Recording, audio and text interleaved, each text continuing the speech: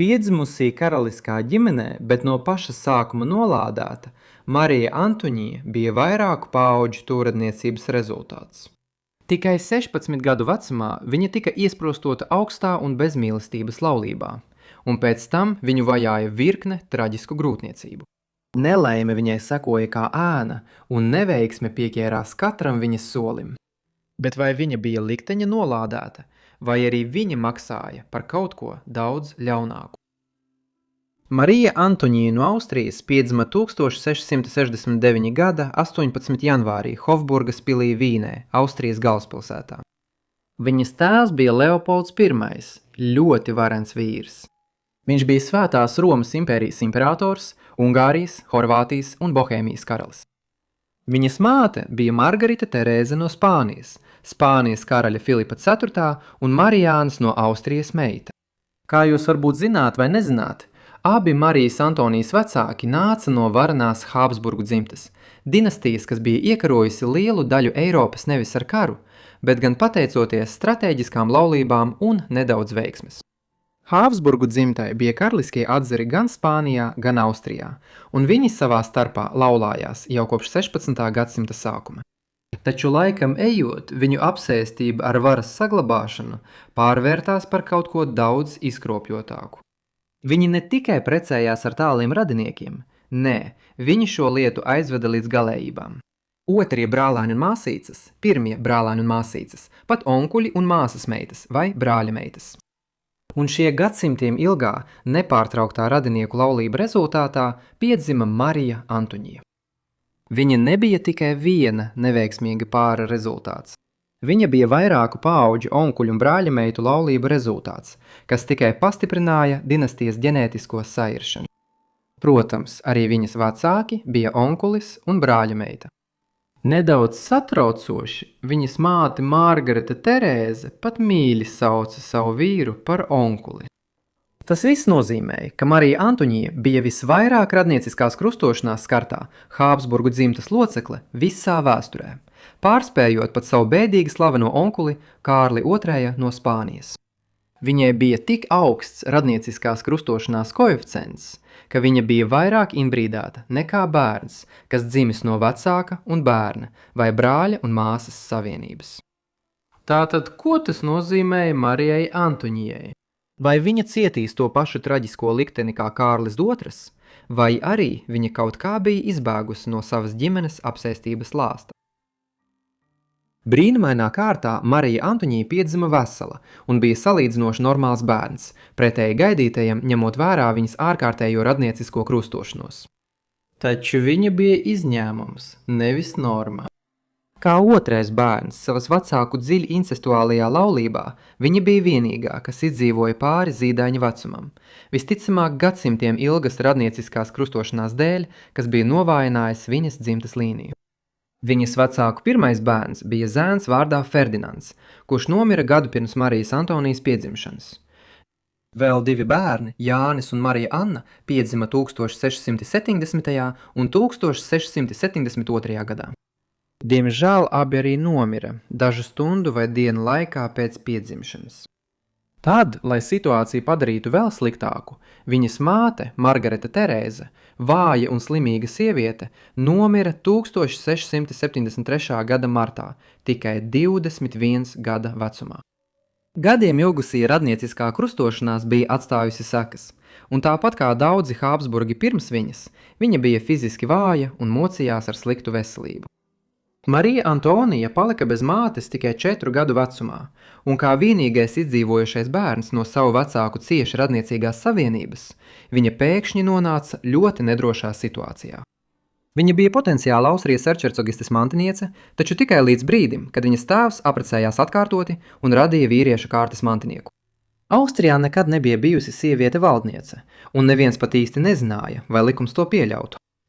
Ja Leopolds pēkšņi nomirtu, vai mužnieki pieņemtu sievieti valdnieci? Vai arī Austrija iegrims haosā? Un Marija Antonija nebija tikai iespējama Austrijas mantiniece, viņai bija arī spēcīgas tiesības uz Spānijas troni, kas viņa nostādīja vienas no spēcīgākajām un nestabilākajām Eiropas dinastijām centrā. Marija Antonija iespējams bija visvairāk imbrīdātais Habsburgs visā vēsturē, taču tieši viņas onkulis Karlos, pazīstams kā Spānijas Kārlis II, no tā bija cietis visvairāk. Jau no dzimšanas viņa veselība bija ļoti trausla. Viņš cieta no šausminoša veselības problēmu klāsta, intelektuālās atpalicības, skeleta deformācijām, kas viņam gandrīz neļāva staigāt, un ķermeņa, kas novecoja pārāk ātri, izraisot agrīnu demenci. Taču viņa bēdīgi slavenākā iezīme bija baisais Habsburgu žoklis, kas bija tik smaga, ka viņš gandrīz nespēja sakošļāt ēdienu. Kārlis mantoja Spānijas troni 1665. gadā tieši pirms savas 4. dzimšanas dienas.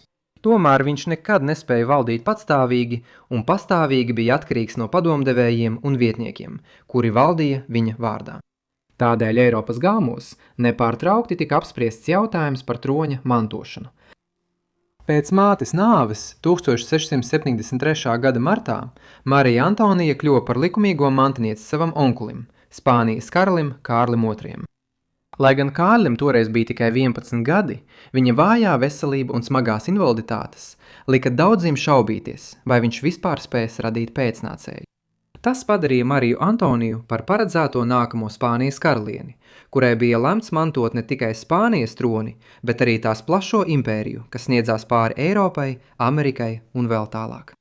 Un ņemot vērā Kārļa pasliktinošos veselības stāvokli, šī diena varēja pienākt daudz ātrāk, nekā kāds bija gaidījis. Šo apstākļu dēļ Marija Antonija dzīvoja savu dzīvi pastāvīgā uzmanības centrā. Diplomāti rūpīgi vēroja viņas rīcību, kad viņa apmeklēja galmu Vīnē, un viņas tēvs centās veicināt domu, ka kādu dienu viņa kļūs par Kārļa pēcteci. Tas noveda pie plašas Habsburgu propagandas. Marija Antonija jaunībā pozēja daudziem portretiem, kas bija ierasta prakse karaliskajām personām. Viņas tēvs izmantoja šīs gleznas, lai popularizētu viņas pretenzijas uz Spānijas troni, sūtot tās pa visu Eiropu un uz Spāniju, lai padarītu viņu redzamu tautai un nostiprinātu viņas statusu. Tas bija nepieciešams, jo viņa bija sieviete. Ja Vīnē būtu dzīvojis vīriešu dzimuma mantinieks Spānijas tronim, šādas propagandas kampaņas nebūtu bijušas nepieciešamas. Taču bailes no sievietes valdīšanas bija dziļi iesakņojušās, un doma, ka sieviete varētu mantot Spānijas plašo impēriju, bija pietiekama, lai izraisītu satricinājumus Eiropas galmos. Kamēr Marija Antonija uzauga Vīnē, viņa palika svētlaimīgā neziņā par politisko vētru, kas virmoja ap viņu. Kamēr Eiropas lielvalstis apsprieda viņas likteni, viņa tika audzināta kā jebkura augstdzimusī Habsburgu princese. Ietīta galma formalitātēs un apņemta ar kalpotājiem, kas atmierināja katru viņas vajadzību. Viņas izglītība bija piemērota sava laika karaļnamam piederošai sievietei, latīņu un franču valoda, mūzika un humanistiskās izglītības pamatelementi. Tie, kas viņu satika, raksturoja viņu kā klusu un nopietnu, tomēr inteliģentu un izcilu. Bet pēc viņas mātes nāves dzīve kļuva vēl stingrāka. Tomēr Marija Antonija ātri ieguva vairākas pamādes pēc kārtas. Dažu mēnešu laikā pēc sievas nāves Leopolds apprecējās ar savu otro brālēnu, erčercogieni Klaudiju Felicitasu no Austrijas, kas bija Habsburgu Tirolas atzara pārstāve. Marijai Antonijai bija laba un cieša attiecība ar savu pamāti, taču arī viņa nomira jauna, 1676. gadā no tuberkulozes. Pēc tam Leopolds apprecējās ar trešo sievu, vācu augstdzimušo, kura arī bija viņa otrā brālēna Eleonoru Magdalēnu no Noiburga. Viņai Leopoldam bija 10 bērni, tāpēc gandrīz katru gadu Marijai Antonijai bija jauns pusbrālis vai pusmāsa. Kad no šīs trešās laulības 1678. gadā piedzima zēns vārdā Jozefs, tas nozīmēja, ka beidzot ir vīriešu dzimuma mantinieks Leopoldam piederošajiem tituliem. Tagad Marija Antonija bija tikai Spānijas troņa mantiniece, lai gan, kā jau redzējām, jautājums par to, vai viņa stāsies Kārļa vietā Madridē, joprojām bija problemātisks. Protams, vienmēr pastāvēja vēl viena iespēja. Marija Antonija varēja dzemdēt savu dēlu Habsburgu princi, kurš būtu ideāls vīriešu kārtas mantinieks, lai pretendētu uz Spānijas troni. Viņas tēvs, vienmēr stratēģis, jau plānoja šo nākotni, kamēr viņa vēl bija tikai bērns. zinot, ka vīriešu kārtas pēctecis varētu vienreiz un uz visiem laikiem nodrošināt Spāniju viņa dzimtai. Lai nodrošinātu Spānijas troni, Leopolds izteica šokējošu priekšlikumu. Viņš bija iecerējis aprecināt savu 6 gadus veco meitu Mariju Antoniju ar viņas paša tēvoci, 13 gadus veco Kārli II no Spānijas. Pat ģimenē, kas bija bēdīgi slavena ar radniecīgām laulībām, šī savienība bija pārsteidzoša ne tikai tāpēc, ka viņa bija tēvocis un brāļa meita, bet arī tāpēc, ka neviens no viņiem nebija gatavs laulībai. Kārlis pat vēl nebija sasniedzis pubertāti, un Marija bija pārāk jauna, lai dzemdētu bērnus. Neskatoties uz to, 1676. gadā viņa sadarināšanās tika oficiāli paziņota, un decembrī tika plānotas laulības ar pilnvarnieka starpniecību. Taču pēdējā brīdī viss sabruka. Nākamajā gadā Kārlis informēja Leopoldu, ka viņš to nevar izdarīt. Spānijai bija nepieciešams mantinieks, un viņa brāļa meita bija vienkārši pārāk jauna. Galu galā Kārlis II 1679. gadā aprecējās ar Mariju Luīzi d'Orleānas, šķietami aizvarot durvis Marijas Antonijas iespējai kļūt par Spānijas karalieni. Tā vietā radās jauns plāns. Viņai bija jāaprecās ar Viktoru Amadeju II jauno Savojas hercogu, kurš savu titulu mantoja tikai 9 gadu vecumā, 1675. gadā. Taču šī savienība nekad nerealizējās. Tā vietā 1685. gadā Marija Antonija aprecējās ar savu otro brālānu Maksimiliānu II Bavārijas kurfirstu. Tikai 16 gadu vecumā viņa pameta Vīni un devās uz Minheni, uzsākot jaunu dzīvi kopā ar savu vīru. Drīz vien Maksimiliāns tika iecelts par Spānijas Nīderlandes gubernatoru un pāris lielāko daļu laika pavadīja Briselē. Gan Minhenē, gan Briselē Marija Antonija bija ārkārtīgi nelaimīga. No malas raugoties, laulība nebija slikta. Maksimiliāns bija tikai dažus gadus vecāks par viņu, un viņi bija pietiekami attāli radinieki, lai nedaudz mazinātu Habsburgu tuvradniecību. Taču bija arī citas problēmas. Viņš bija sabiedrisks ekstraverts, bet viņa centīga intraverta, kurai nepatika galma ceremonijas. Maksimiliāns bieži izturējās pret viņu ar necieņu, un kāds laika biedrs pat nosauca viņu par vienu no visizvirtušākajiem prātiem un sirdīm, kādus vien var iedomāties. Maksimiliāns nevilcinājās nodot savu jauno sievu, atklāti demonstrējot savu mīļāko, kamēr Marija Antonija pacieta augstās, bezmīlestības laulības, kurās viņa bija spiesta ieiet. Tomēr viņas lielākās ciešanas nenāca no neusticīgā vīra, bet gan no viņas pašas nolādētās dzimtas. Tāpat kā daudzi viņas traģiski tūradniecības skartie senči, viņa cīnījās ar grūtniecību, un 2 viņas dēli tika zaudēti dzimšanas brīdī, 1689 un 1690 gadā. Līdz 1691. gadam Marijai Antonijai bija gana. Atkal stāvoklī un nevēlādamās pacies Maksimiliāna pazemojumus, viņa aizbēga uz Vīni, atstājot savu neusticīgo vīru. Tagad sāka izplatīties baumas, ka viņa nemaz negrasās pie viņa atgriezties. Tad 1692. gada oktobrī, par spīti visam, viņa dzemdēja veselīgu dēlu, Jozefu Ferdinandu no Bavārijas, bērnu, kurš varēja mainīt Eiropas vēstures gaitu. Taču Marijas Antonijas cīņa par izdzīvošanu vēl nebija galā. Spānijas gāms uzsprāga priekā par Jozefa Ferdinanda ilgi gaidītā troņmantnieka piedzimšanu. Taču šis triumfa brīdis prasīja postoša cenu – viņa mātes dzīvība. Marija Antonija cieta no pēcdzemdību infekcijas, stāvokļu, ko mūsdienās viegli varētu izārstēt ar antibiotikām. Taču 17. gadsimtā tāda glābiņa nebija. Organisms vai nu cīnījās ar infekciju, vai arī tai padevās. Paiet nedēļas, viņas drudzis pieņēmās spēkā un spēki izsīka. Līdz decembrim bija skaidrs, ka viņa zaudē šo cīņu. Tad, Ziemassvētku vakarā 1692. gadā, tikai 23 gadu vecumā, Marija Antonija izelpoja pēdējo elpu, atstājot aiz sevis savu zīdaini dēlu Jozefu Ferdinandu, trauslo Spānijas nākotnes cerību. Taču kamēr troņmantošana vēl bija neskaidra, Eiropas lielvalstis jau vēroja un gaidīja. Marijas Antonijas nāve pilnībā atvēra Spānijas troņmantošanas jautājumu. Tobrīd jau bija skaidrs, ka viņas onkulis Kārlis nevarēja radīt bērnus, un viņa veselība bija briesmīga.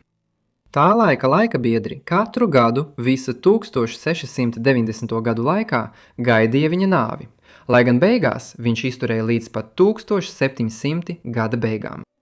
Gados pēc Marijas Antonijas nāves Austrijas Habsburgi sīvi cīnījās, lai nostiprinātu savas tiesības uz Spānijas troni un tās plašo impēriju. Viņu arguments bija tāds, ka Marijas Antonijas dēls, jaunais Jozefs Ferdinands, ir likumīgais mantinieks. Galu galā viņš nebija tikai kārtējais pretendents. Viņš bija karaļa Felipe IV mazmazdēls, kurš valdīja Spānijā no 1621 līdz 1665 gadam, padarot viņa asinsradniecību par vienu no spēcīgākajām saitēm ar izzūdošo Spānijas dinastiju. Lielākā daļa novērotāju Spānijas galmā piekrita, ka Marijas dēls bija vispiemērotākais kandidāts, lai pēc Kārļa nāves kļūtu par viņa pēcteci. Tomēr arī Francijas karaliskajai Burbonu dinastijai bija savas pretenzijas. Filipa IV meita Marija Terēza bija apprecējusies ar Luiju 14. Francijas karali jau 1660. gadā, un šī laulība deva daudz bērnu un mazbērnu.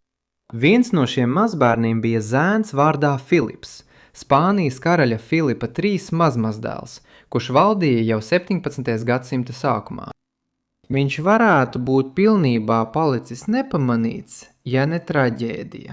1699. gadā Marijas Antonijas vienīgais izdzīvojušais dēls Jozefs Ferdinands nomira no bakām, kas bija nāvējošākā tā laika slimība. Pēc viņa nāves Austrijas Habsburgu pretenzijas uz Spānijas troni sabruka, piespiežot viņus pārorientēt savas ambīcijas uz vienu no Leopolda jaunākajiem dēliem, Kārli, kurš drīz kļuva par jauno kandidātu uz Spānijas plašo impēriju. Kad karalis Kārlis II beidzot nomira bez bērniem 1700. gada 1. novembrī, Spānijas Habsburgu dinastija beidzās. Uz nāves gūtas Kārlis pieņēma liktenīgu lēmumu. Viņš nosauca franču kandidātu Filipu par savu mantinieku, nodrošinot, ka Spānija saskaņosies ar Franciju. Taču tas izraisīja sašutumu visā Eiropā. Austrieši, kurus atbalstīja angļi un holandieši, atteicās to pieņemt, un dažu mēnešu laikā kontinents tika ierauts karā. Tādējādi 1701. gadā sākās nežēlīgais Spānijas mantojuma karš. 13 gadus ilga cīņa, kas iesaistīja gandrīz visas lielākās Eiropas valstis. Galu galā uzvarēja franču kandidāts, un Filips viet ieņēma Spānijas troni. Taču ar noteikumu Spānijai un Francijai tika aizliegts apvienoties zem vienas kronas. Tikmēr austrieši tika kompensēti ar Spānijas plašajiem Eiropas īpašumiem, tostarp Beļģiju, Milānu, Neapoli un Sardīniju. Ja Marija Antonija vai viņas dēls būtu izdzīvojuši, troņa mantošana iespējams būtu bijusi daudz mazāk haotiska, un vēsture pavisam citāda. Liels paldies visiem, ka noskatījāties šo video par Mariju Antoniju, visvairāk tūredniecības skarto Habsburgu. Ceru, ka jums tas šķita interesanti. Rakstiet komentāros, ko domājat par šo dzīvi, un ja jums ir kādi ieteikumi, arī tos droši rakstiet komentāros. Jebkurā gadījumā ceru, ka esat abonējuši un ieslēguši paziņojumus, lai saņemtu visus manus video tik līdz tos augšu pielādēju. Jebkurā gadījumā tas arī viss no manis, tāpēc tiksimies nākamajā Forgotten Lives sērijā. Paldies!